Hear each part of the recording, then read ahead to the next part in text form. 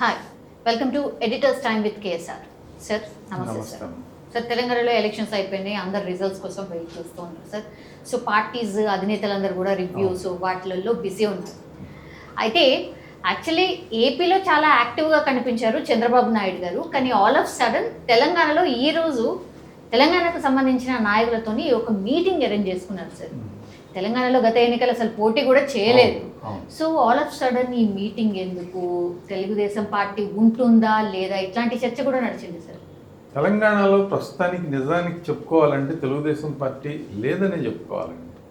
అంటే ఉన్నారు కార్యకర్తలు, అక్కడక్కడ సిటీలో ఉన్నారు, కూకట్పల్లి, శ్రీలింగంపల్లి, కుత్బుల్లాపూర్, ఇలా కొన్ని నియోజకవర్గాల్లో ఓల్డ్ టైమర్స్ కార్యకర్తలు ఇంకా వాళ్ళు వేరే పార్టీల్లోకి వెళ్ళలేక అలా ఉన్నారు. అయితే నాయకుడు లేడు. కాసాని జ్ఞానేశ్వర్ గారు మొన్న అసెంబ్లీ ఎన్నికలకు ముందు మరి అధినేత జైల్లోనే ఉన్నాడు. అప్పుడే ఆయన వెళ్ళిపోయాడు బీఆర్ఎస్. ఇప్పుడు ఆయన అభ్యర్థిగా కూడా పోటీ చేస్తూ ఉన్నారు బీఆర్ఎస్ నుంచి, ఎంపీ అభ్యర్థిగా. తెలంగాణ తెలుగుదేశం కష్టాలకి ఒక కారణం అంటూ ఏం లేదండి, అనేకమైన కారణాలు ఉన్నాయి. ఇది 2018లో కాంగ్రెస్ బలమైన పోటీ కూడా ఇవ్వలేకపోవడానికి కారణం తెలుగుదేశం పార్టీ.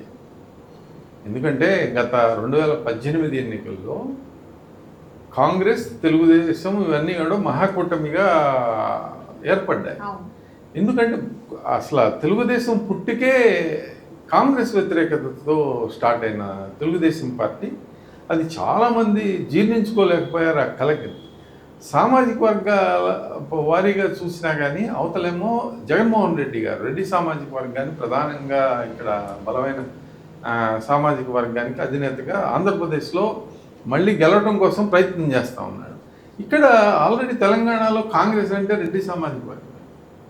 మరి అలాంటి చోట ఒక ఎక్స్పెరిమెంట్ లాగా మరి కేవలం కేంద్ర ప్రభుత్వంతో తనకున్న వ్యతిరేకతతోటి ఆ రోజున ప్రత్యేక స్టేటస్, స్పెషల్ స్టేటస్ ఇవ్వలేదు అని చెప్పి ఆయన బయటకు వచ్చి విభేదించి, అంటే 3 రాష్ట్రాల్లో ఎన్నికలు జరిగింది, ఛత్తీస్గఢ్, రాజస్థాన్. ఆ 3 రాష్ట్రాల్లోనూ కాంగ్రెస్ పార్టీ అధికారంలోకి రావడం, అంటే సెంటర్లో కూడా వచ్చేస్తుందేమో అని చెప్పి ఆయన ఒక ఫాల్స్ దీనిలోకి వెళ్ళిపోయారు. కర్ణాటకలో వచ్చారు అధికారంలో కాంగ్రెస్ పార్టీ. అందులో అనుకోకుండా ఆ తెలంగాణలోనేమో కేసీఆర్ గారికి బంపర్ ఛాన్స్ దొరికింది. మీకు తెలంగాణలో ఆ టైంలో పూర్తి గ్రీన్ సిగ్నల్ బీజేపీ వాళ్ళు ఇచ్చేస్తారు, అది నరసింహన్ గారి పుణ్యం అని. ఈయన అదే నిజమని అనుకున్నాడు. అక్కడ జగన్మోహన్ రెడ్డి గారికి వాళ్ళు బీజేపీనే పూర్తి సిగ్నల్ ఇచ్చారు. తెలుగుదేశం పార్టీని అష్టదిగ్బంధనం చేశారు అన్ని రకాలుగా. తెలుగుదేశం పార్టీతో పాటు కాంగ్రెస్ పార్టీ కూడా తెలంగాణలో గత ఎన్నికల్లో నష్టపోయిందన్నమాట యథార్థం. కాంగ్రెస్ పార్టీ కూడా నష్టపోయింది, వాళ్ళకి సీట్లు ఏం రాలేదు. ఆల్రెడీ ఉన్న వాళ్ళంతా కోవర్టులు సగం మంది. మరి దానికి తోడు సీట్లు కూడా రాలేదు, స్వయంగా రేవంత్ రెడ్డి ఓడిపోయాడు. మరి ఆ దిక్కుదోచన పరిస్థితుల్లో ఎవరి కుంపటాలు సరి చేసుకుందామని చెప్పి తెలంగాణ తెలుగుదేశం పార్టీ యాక్టివిటీస్ని చంద్రబాబు నాయుడు గారు అబేయన్స్లో పెట్టారు. ఎందుకంటే అసెంబ్లీ ఎన్నికల్లో జగన్మోహన్ రెడ్డి గారితో తలపడాలి. అక్కడ ఆల్రెడీ ఇక్కడ సెంటిమెంట్ లేవదీసి కేసీఆర్ బాగా బలంగా లాభపడ్డాడు, 80 సీట్లకు పైగా వచ్చినాయి. మరి దీన్ని తట్టుకోవాలి అని అంటే కొత్త రాజకీయ ఎత్తుగడ వేయాలి అని చెప్పి తెలంగాణ తెలుగుదేశం పార్టీని పూర్తిగా ఆయన అబేయన్స్లో పెట్టారని చెప్పచ్చు. ఆయన తన దగ్గరికి వచ్చిన నాయకులకి మరి ఏం చెప్పినా కూడా నిజానికి వాస్తవంగా అక్కడ ఏం లేదు, ఏం జరగటంలా. పార్లమెంట్ ఎన్నికల్లో పోటీ చేయలేదు వాళ్ళు, పూర్తిగా ఆంధ్రప్రదేశ్ ఎన్నికల్లో ఫోకస్ చేద్దామని చెప్పి మళ్ళీ ఇక్కడ స్థానిక సంస్థల ఎన్నికలు వచ్చాయి. మరి దానిలో కూడా తెలుగుదేశం పార్టీ పాత్ర పెద్దగా లేదు. ఇక అసెంబ్లీ ఎన్నికల సమయానికి కాంగ్రెస్ పార్టీకే దూరం అయిపోయారు వాళ్ళు, అధికారం కోల్పోయారు ఆంధ్రప్రదేశ్లో. తెలంగాణలో కూడా మరి బక్కిరి నరసింహులు గారితో చాలా సంవత్సరాలు, 1-2 సంవత్సరాలు ఆయనతో లాగారు. అంటే అక్కడ ఉన్న బలమైన నాయకుడు కొద్ది గొప్ప చేనేత సామాజిక వర్గానికి చెందిన ఎల్ రమణ గారు, ఆయన మరి భారాసాలో. అంటే వీళ్ళంతా కూడా కోవర్టుల్ని మరి కాంగ్రెస్ పార్టీలో పెట్టుకున్నారు, తెలుగుదేశం పార్టీలో పెట్టుకున్నారు రాజకీయ చాణక్యుడు కేసీఆర్ గారు. వాళ్ళని అక్కడే పెట్టి సమయానికి లాగుతూ ఉన్నారు. ఏదైనా పని చేయమని చంద్రబాబు గారు చెప్తే సరే వచ్చి జాయిన్ అవ్వు, ఒక దండేసి జాయిన్ అయిపోతాడు. తెలంగాణ పునర్నిర్మాణం జాయిన్ అలా జరిగింది. అలా జరిగితే ఇంకా ఆ పరిస్థితుల్లో కాసాని జ్ఞానేశ్వర్ గారిని కూడా దీని మీద డబ్బు ఖర్చు పెట్టుకోవడం వేస్ట్ కాబట్టి ఆయన కాస్త డబ్బు ఏదో ఖర్చు పెడతానంటున్నాడని చెప్పి ఆ బలపాఠం కూడా చూద్దామని చెప్పి చంద్రబాబు నాయుడు గారు ఆయన కూడా ఎక్స్పెరిమెంట్ చేశారు. అది కూడా ఆయనకి తెలుసు, ఇది కూడా కోరట్ వ్యవహారం అని ఆయనకి తెలిసినా చేశారు. అంటే తెలంగాణ తెలుగుదేశం మీద ఆయన ఏ విధమైన భ్రమలు కూడా లేవు, అసలు హోప్స్ అనేవి లేవు. ఇక్కడ ఏంటంటే ప్రతి జిల్లాలోనూ కార్యకర్తలు కింది స్థాయిలో ఉన్నారండి, మండల స్థాయిలో ఉన్నారు కొద్ది మంది కార్యకర్తలు. అది యథార్థం. ఇక జిల్లా స్థాయిలో ప్రతి జిల్లాలోనూ పర్మనెంట్ ఆఫీసులు ఉన్నాయి. వాళ్ళకి ఓన్ ఆఫీసులు జిల్లా కేంద్రాల్లో ఉన్నాయి, ఉమ్మడి జిల్లా కేంద్రాల్లో. అందుకని చెప్పి ఆస్తులు ఇవి మెయింటైన్ చేయాలంటేనే చాలా ఖర్చుతో కూడుకుంటాయి. దాదాపు ఇక్కడ తెలంగాణ మరి టీడీపీ ఆఫీస్ ఒరిజినల్ ఆఫీసే ఎప్పుడు తాళం వేసినట్టే కనిపిస్తూ ఉంటుంది. ఏదైనా పోస్టర్ ఉంది అంటే అది తెలంగాణకి సంబంధించింది ఉండదు, ఆంధ్రప్రదేశ్కి సంబంధించి ఉంది. ఇక్కడ నిలయ విద్వాంసుల వాద్య సంగీతం ఇప్పుడు ఇదివరకు యాదగిరి గారని ఒక ఆయన ఉండేవాడు. ఇప్పుడు పొగాకు యాదగిరి గారు ఆయనకి ఎమ్మెల్సీ ఇచ్చారు, ప్రోత్సహించారు. వాడి కుమారుడికి చదువుకి అది అన్నీ కూడా చంద్రబాబు నాయుడు గారు బాగా చూసుకున్నారు. ఆయన కుమారుడు చూస్తూ ఉన్నాడు, పొగాకు యాదగిరి గారి కుమారుడు. అంటే ఏ ఆపద వచ్చినా కానీ వాళ్ళని 10 మందిని తీసుకురావాలని సాయిబాబా గారు ఇలా కొంతమంది నాయకులు సిటీలో ఉన్నారు, వాళ్ళు చూస్తూ ఉన్నారు. ఇక తిరునగర్ జ్యోత్స్న గారు పూర్తి స్థాయిలో అధికార ప్రతినిధిగా తెలంగాణ నుంచి ఆమె జాతీయ అధికార ప్రతినిధి చేశారు.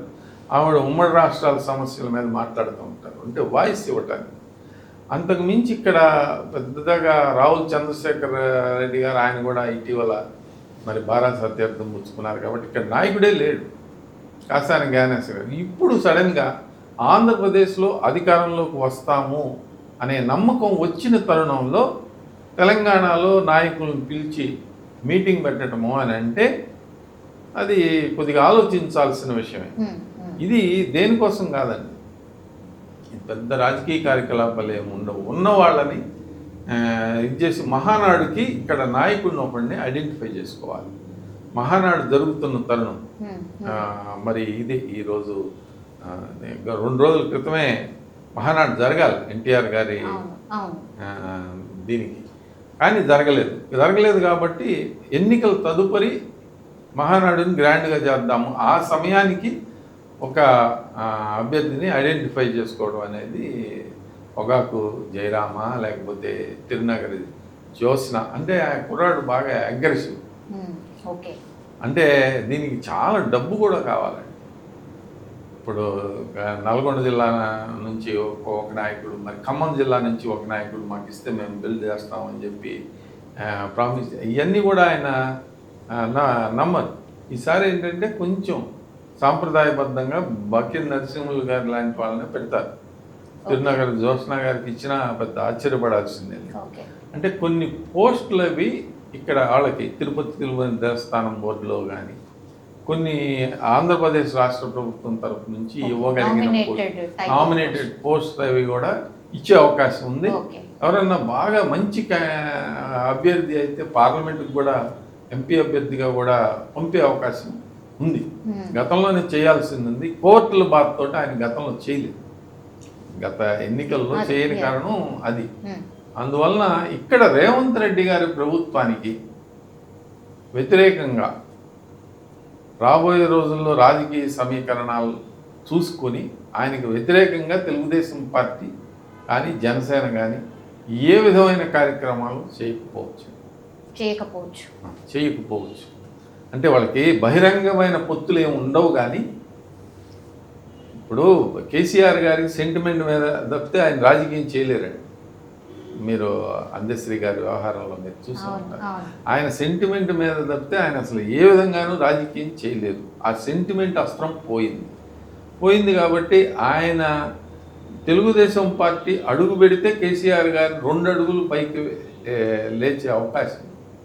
అందుకని కొన్నాళ్ళు ఇది డూప్ ఫైటింగ్ అంటారు. అంటే Yes, yes. ఏముండదు, ఉన్నట్టు నటిస్తారు. Yes. అంటే ఇక్కడ కూడా మాకు ఒక పార్టీ ఉంది, అప్పుడప్పుడు కొన్ని బహిరంగ సభలు పెట్టడం, ఇప్పుడు బహుజన్ సమాజ్ పార్టీ ఉంటుంది, కానీ వాళ్ళకి కూడా గ్రామాన కొంతమంది అభిమానించే వాళ్ళు ఉన్నారు.